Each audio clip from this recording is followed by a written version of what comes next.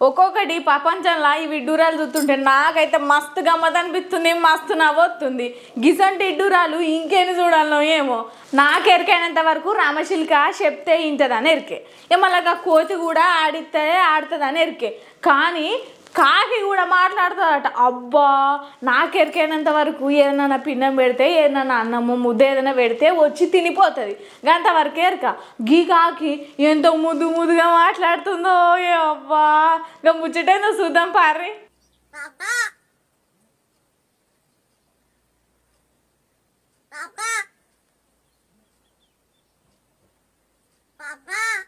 చిలుకలు గోరింకలు మాట్లాడడం చూసుంటాం.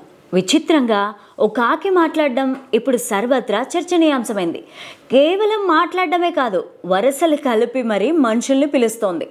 ఈ వింత ఘటన చూసిన వారంతా ఆశ్చర్యపోతున్నారు. మహారాష్ట్రలోని పాల్గఢ్ జిల్లా గార్గావ్లో కనిపించిన వింత ఘటన ఇది. ఓ ఆదివాసీ కుటుంబానికి కొన్ని రోజుల క్రితం గాయపడి ఇంటి ఆవరణలో పడి ఉన్న కాకి కనిపించింది.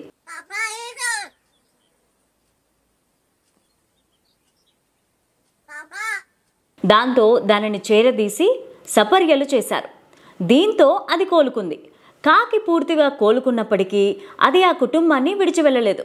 ఇంట్లో వారు మాట్లాడే మాటలు పలుకుతూ వారితో ఒకరిగా కలిసిపోయింది. పాప, కాక, దీది అని పిలవడంతో పాటు క్యా కర్ రహే హో అని ఇంట్లోని వారిని ప్రశ్నిస్తోంది. ఈ వింతను చూసేందుకు ఇరుగు పొరుగు ఎగబడుతున్నారు. काल्या आई कुठे आहे तुझी? शाळेत गेली? तुझी आई शाळेत पण जाते?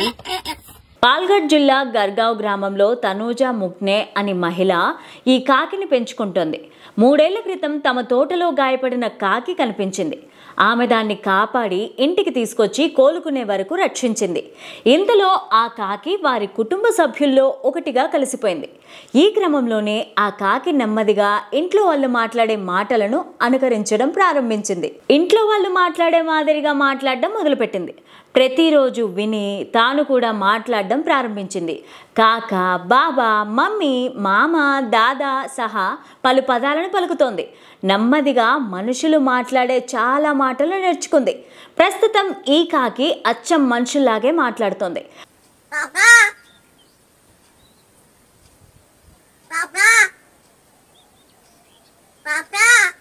అయితే కాకి మాట్లాడుతున్న సమయంలో వీడియోను తీసి సోషల్ మీడియాలో షేర్ చేశారు.